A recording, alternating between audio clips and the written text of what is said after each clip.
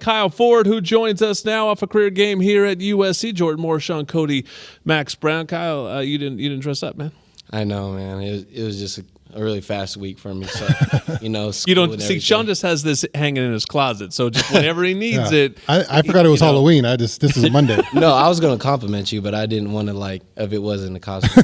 So I was see, that's the look you got. He's not sure if it's a. It's mariachi costume. Mondays. No, yeah, it looks good. Yeah, it's the highlight we played is your touchdown, which makes sense. I get why we did it. I assumed it was going to be the 70-yarder. So my question was going to be to you on the 70-yarder is, did you look up? I'm always wondering when guys are alone like that, do you look up at the video board to see how close the guy is behind you? Honestly, I didn't.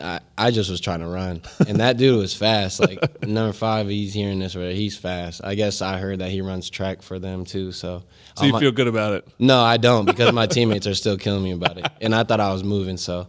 No, you were moving. I wanted. That's what my question was. Like, man, the big fella was moving down there, man. 81. The guns were flying. It was a full on assault from you run down that field. What was it like to catch a ball like that and put the team in a great position to set up for a touchdown? Oh, it definitely feels good. I just always like helping my team. I think that's the biggest thing for me is just being able to help my team, put my team in good positions, and I just thought I did a good job of that, and we came out with a win, so it was good.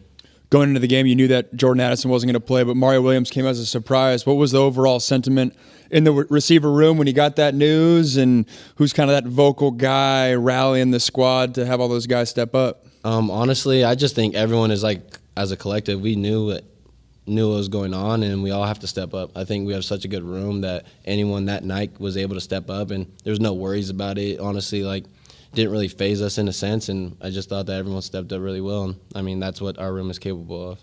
You're listening to Kyle Ford on Trojans Live, and Sean mentioned it. You're a big guy, you're a big fellow, big receiver.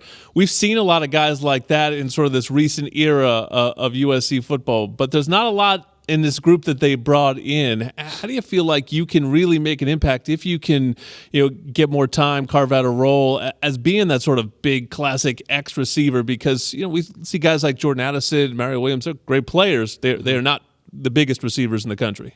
I think honestly, one thing I've really improved on is my blocking. I think that I really impact the game in that sense a lot. Obviously, you don't see that on a stat sheet, you don't see it on anything, but I think that is something that I've improved on. I can help our team in that sense really, and I think just opening up, I think I've done a good job running off and opening things up for other people, but at the same time, I feel like I could keep making plays for us and, just be physical, wear down corners for the rest of the game. I know that is something I've always done throughout my career, and I think that is something that as the game goes on, it gets a little easier towards the end. So in that sense, I just want to be a good presence for us and just, like I said, help out my team in any way I can. Yeah, you make it look easy talking about being physical. I think one of the bright spots of your game is that contested catches, right? When they throw you the ball, if it's in an area, it doesn't matter if the defender's right on you, you can make those plays. Talked about the art of the contested catch and how difficult, you make it look easy, but how difficult it is when someone's right on your back to pull that ball in. Oh yeah, it's definitely hard. I think it's just like the art of using your body. There's a reason. There's a little element of basketball in there, kind of boxing out a little bit. I played a little basketball, but yeah, it wasn't my biggest thing, but I definitely boxing out and using your body in that sense, in a basketball sense, is a big deal for me. I think that I've always tried to use my body in that way. Obviously, I feel like I'm fast, but at the same time, I'm not the fastest just like Jordan, Mario, and all them. I'm not as fast as them, but so I got to use other ways. I'm 6'3", 220 for what reason? So I think I always think of it in that way. When we talk about the chemistry with a quarterback and a receiver, I think it's easy to be because you're more on the second team that you might not have that chemistry with Caleb. But I've seen multiple occasions watching the TV copy, you and Caleb chopping it up on the sideline, and chemistry can be built not just throwing hundreds and hundreds of routes together. What is that relationship like with Caleb? And from a chemistry perspective, where do things stand with you and the QB? Yeah, I think it's been really good. I think obviously he's a good dude, so that's more than anything. I think I have always gravitated to good people, and I think he's a good dude. So off the field, it's obviously when you have a good connection off the field, you're gonna have a good one on the field.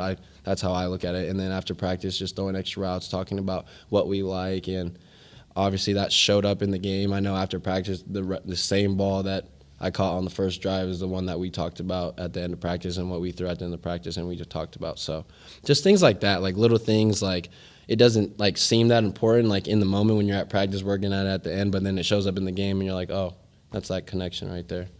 You know, the best two receivers in the country, in our opinion, last year were Drake London and Jordan Addison. You've had a chance to play with both of them now. How are they similar or different? Oh, they're totally different.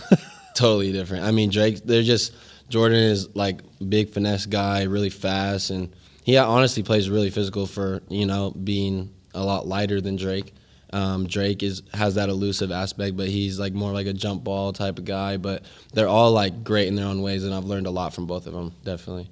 I know it's early in the week, and you maybe this kind of talk comes later, but has the team started mentioning like the importance of these things coming up, right? We're getting back in the home stretch here. We got a long run here at the end.